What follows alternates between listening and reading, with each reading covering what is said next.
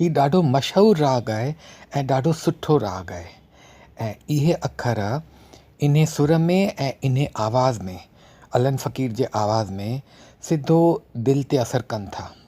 सो लखनि माण्हुनि वांगुरु मूंखे बि इहो राग ॾाढो थो वणे। वरी बि मां हाणे थो इन खे ॻायां थोरो फेराए, छाकाणि त राग जा जेके अखर आहिनि उहे थोरो मथे दर्जे जा अखर आहिनि, जंहिंखे कवि ऐं शाइर ऐं थोरा पहुतल माण्हू थोरो सवलो था सम्झी सघनि। पर मूं जेके अखर विधा आहिनि, मूं रोज़ असीं जेका ॿोली ॻाल्हाईंदा आहियूं उन मां मूं खयां आहिनि।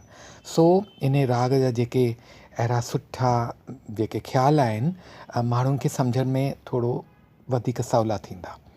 सो सलाम करे, नमस्कार करे ऐं मूं इहो फेरायो आहे ऐं उमेदु थम कंहिंखे इन ॻाल्हि ते एतिराज़ु कोन थींदो। ऐं पंहिंजी जाइ ते जेको असुलु राग आहे अलन फ़क़ीर जो ॻायल, उहो त असुलु बेमिसाल आहे ऐं अद्वितीय आहे ऐं शल उहो राग माण्हू ॿुधनि ऐं राग सदा जिए अमर रहे। पर हाणे मां थोरो इन खे फेराए पियो ॻायां।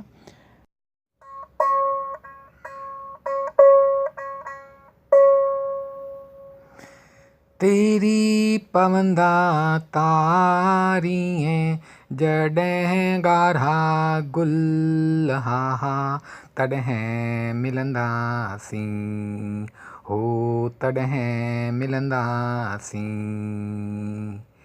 निकिरी पवंदा तारनि जहिड़ा जॾहिं ॻाढ़ा गुल हा हा तॾहिं मिलंदासीं, हो तॾहिं मिलंदासीं।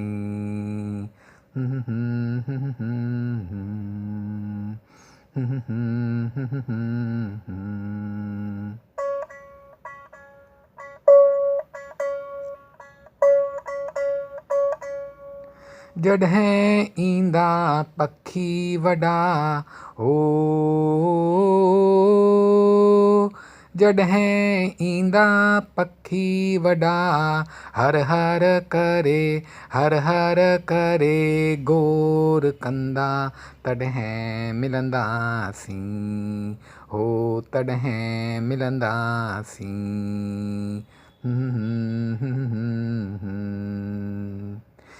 निकिरी पवंदा तारनि जहिड़ा जॾहिं ॻाढ़ा गुल हा हा तॾहिं मिलंदासीं, हो तॾहिं मिलंदासीं।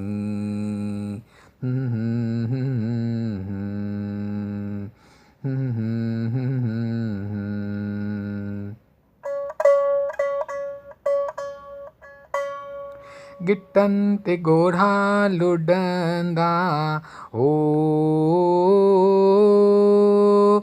गिटनि ते ॻोढ़ा लुॾंदा जॾहिं मोतियुनि वांगुरु हा हा तॾहिं मिलंदासीं, हो तॾहिं मिलंदासीं।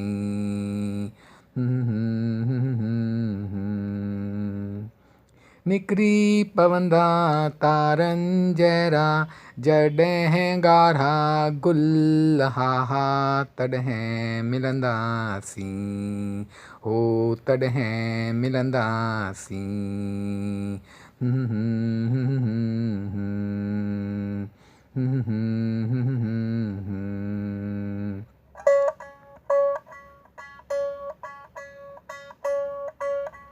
विचोड़े जा ॾींहड़ा हो,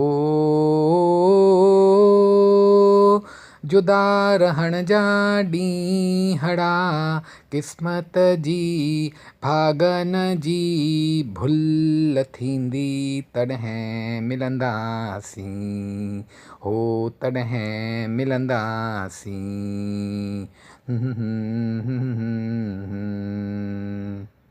निकिरी पवंदा तारनि जहिड़ा जॾहिं ॻाढ़ा गुल हा हा तॾहिं मिलंदासीं, हो तॾहिं मिलंदासीं।